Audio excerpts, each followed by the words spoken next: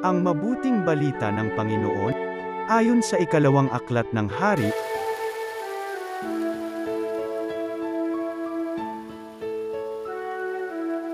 noong panahong yon, isang lalaking taga-Balsal isa ang lumapit kay Eliseo.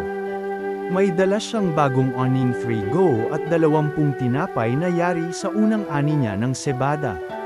Sinabi ni Eliseo, "Ihain ninyo yan sa mga tao." Sumagot ang kanyang katulong, "Hindi ito magkakasya sa 100 tao." Iniutos niya uli, "Ihain ninyo yan sa mga tao sapagkat sinabi ng Panginoon, mabubusog sila at may matitira pa." At inihain nga nila yon. Kumain ang lahat at nabusog, ngunit marami pang natira, tulad ng sinabi ng Panginoon. Ang mabuting balita ng Panginoon.